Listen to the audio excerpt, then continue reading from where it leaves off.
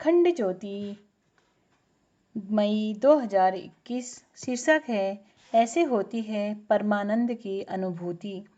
संत विष्णुदास फल्गु नदी के तट पर स्थित अपनी कुटिया में वर्षों से रह रहे थे। वे हमेशा ध्यान तप साधना में निरत रहते थे। वे सदा विष्णु भगवान का ध्यान किया करते थे, इसीलिए वे संत विष्णुदास के नाम से जाने जाते थे। एक दिन संत विष्णुदास जी फल्गु नदी में स्नान कर सूर्य भगवान को अर्घ्य प्रदान कर रहे थे कि तभी उन्हें किसी बच्चे के रोने की करुण पुकार सुनाई पड़ी। वे नदी के बाहर निकले तो उन्होंने देखा कि किसी ने नूतन वस्त्रों में एक नन्हे से शिशु को नदी किनारे बिलखते छोड़ दिया है। उस बालक के करुण क्रंदन को सुनकर संत विष्णुदास जी द्रवित हो उठे। उन्होंने उस बालक को गोद में उठाकर अपने हृदय से लगा लिया और अपनी कुटिया पर ले आए। वे उस शिशु का लालन पोषण करने लगे। उन्होंने उस बालक का नामकरण किया और उसका नाम रखा मनोहर दास। बालक के मधुर मनोहर रूप को देखकर ही उन्होंने उस बालक को वह नाम दिया। समय के साथ साथ मनोहर दास बड़े होने लगे। पास के एक विद्यालय से उनकी शिक्षा पूर्ण हुई। अब संत विष्णुदास वृद्ध हो चले थे, इसीलिए उनके आश्रम की सारी व्यवस्था मनोहर दास के ही जिम्मे थी। संत विष्णुदास से साधु संत गृहस्थ तपस्वी सभी मिलने आया करते थे। वे परस्पर आध्यात्मिक चर्चा किया करते थे। अस्तु मनोहर दास जी को भगवत चर्चा सुनने का सौभाग्य प्राप्त होने लगा। मनोहर दास जी का पालन पोषण एक सिद्ध संत के द्वारा हुआ था और उनके सानिध्य में वे वर्षों से रहे थे, अतः उनकी नैसर्गिक अभिरुचि इन्हीं विषयों में थी। संत विष्णुदास जी ने मनोहर दास को वैष्णव मंत्र की दीक्षा दी थी। वे वैष्णव मंत्र एवं गायत्री मंत्र के साथ नित्य त्रिकाल संध्या वंदन किया करते थे। नित्य अग्निहोत्र व शास्त्रों का स्वाध्याय किया करते थे। वे सात्विक आहार ही लेते थे। संत विष्णुदास एवं उनके संपर्क में आने वाले साधु संतों के सत्संग से मनोहर दास जी के कसाय कलमश दूर हो चुके थे और उनका चित्त शुद्ध हो चुका था। आश्रम में आकर संत गण परस्पर ईश्वर संबंधी जो चर्चा करते थे, उसे सुन सुनकर भगवान की कथाओं में उनकी रुचि शनय शनय बढ़ने लगी थी। भगवान के प्रति उनकी प्रीति दिन दूनी एवं रात चौगुनी बढ़ने लगी थी। भगवान को पाने की उनकी व्याग्रता बढ़ने लगी। अपने शिष्य की आध्यात्मिक प्रगति को देखकर संत विष्णुदास जी बड़े हर्षित हो उठते और कहते, पुत्र मनोहर, यदि भगवान के प्रति तुम्हारी प्रीति ऐसे ही बढ़ती रही तो एक दिन तुम्हें निश्चित ही भगवान के दर्शन होंगे। पुत्र भगवान हर जगह व्याप्त है। भगवान हर जीव के अंदर है। उन्हें महसूस करने के लिए चित्त शुद्धि जरूरी होती है। उसे वासनाओं, कर्म संस्कारों व इच्छाओं के मल से मुक्त करना होता है। उसे विमल, निर्मल व अमल करना होता है। संत विष्णुदास जी ने उन्हें बताते, जब साधक नित्य भगवत प्रीति व सत्संग से अपने चित्त को निर्मल बना लेता है, तब उसकी आत्मा में ही परमात्मा प्रकट हो जाती है और आत्मा में परमात्मा के प्रकट होते ही साधक को सच्चित आनंद स्वरूप भगवान के होने की अनुभूति होने लगती है। क्योंकि भगवान का विग्रह सच्चित आनंद स्वरूप अर्थात सच्चिदानंद में होता है। संत विष्णुदास जी ने उन्हें स्पष्ट किया, सच्चित और आनंद ये तीन शब्द है। सत्य का अर्थ है जो सदा से था, सदा है और सदा ही रहेगा। चित्त माने चेतन स्वरूप, ज्ञान स्वरूप और जो सर्वज्ञ है, और आनंद अर्थात जहाँ आनंद ही आनंद है, अविनाशी सुख है। भगवान जब भी भक्त के हृदय में, भक्त की आत्मा में प्रकट होते हैं, तब वे सच्चिदानंद के रूप में ही प्रकट होते हैं।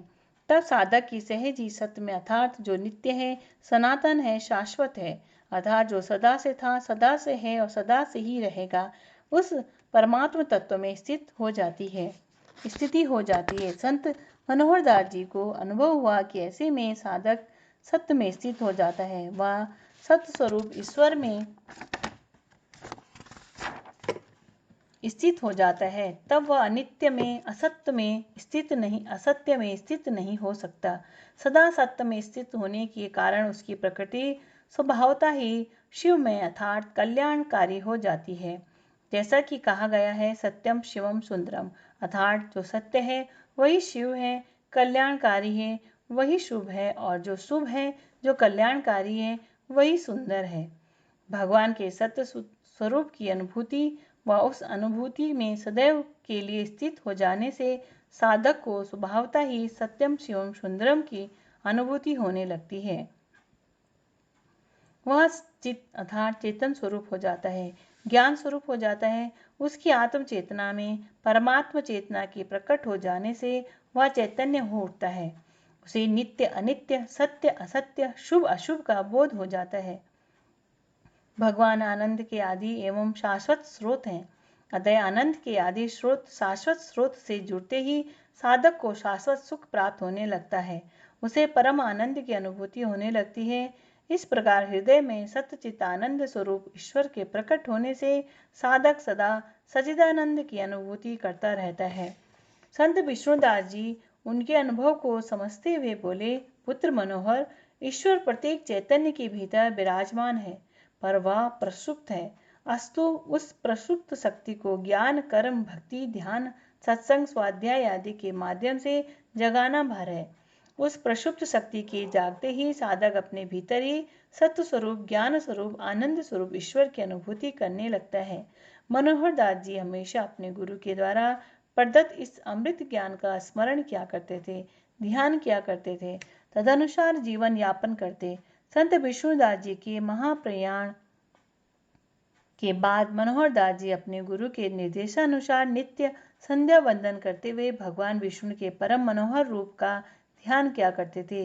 वे ध्यान में शरद पूर्णिमा के निर्मल शीतल अमृत की वर्षा करने वाले अगणित चंद्रमा भी जिनकी अंग कांति के सामने फीके हो जाते हैं, ऐसे नीलमणि आभा के समान सुंदर पीतांबरधारी चक्र पद्म शंखधारी भगवान श्री विष्णु के सच्चिदानंद स्वरूप का दर्शन वो करते।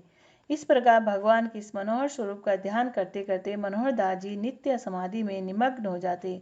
वर्षों के ध्यान अभ्यास के पश्चात एक दिन सचमुच उन्हें अपनी अंतरात्मा में भगवान के उस दिव्य स्वरूप की अनुभूति हुई। उस दिन की अनुभूति के बाद से तो उन्हें सोते जागते, उठते बैठते, चलते फिरते, हंसते गाते हर पल उसी परम आनंद की अनुभूति हुआ करती थी। जब वे उन परम पावन प्रभु के गुणों का संकीर्तन करते, तब उन्हें ऐसा लगता मानो वे प्रभु उनके हृदय कमल में अविलंब प्रकट हो जाते हैं। इस प्रकार ईश्वर की अनुभूति का लाभ कर लेने के बाद मनोहर दास जी भी जीवन मरण के बंधन से स्वयं को सदा सदा के लिए मुक्त कर गए और साधकों भक्तों को भी मुक्ति का एवं ईश्वर अनुभूति का मार्ग दिखा गए, परमानंद की अनुभूति का मार्ग दिखा गए।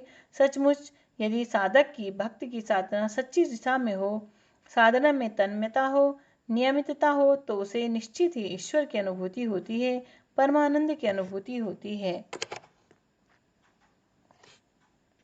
आद्यांत मंगल जात समान भाव मार्यम तमिश्मजरम आत्मदेवम पंचाननम प्रबल पंच विनोदशीलम संभवाये मनसी शंकरम्बिकेशम।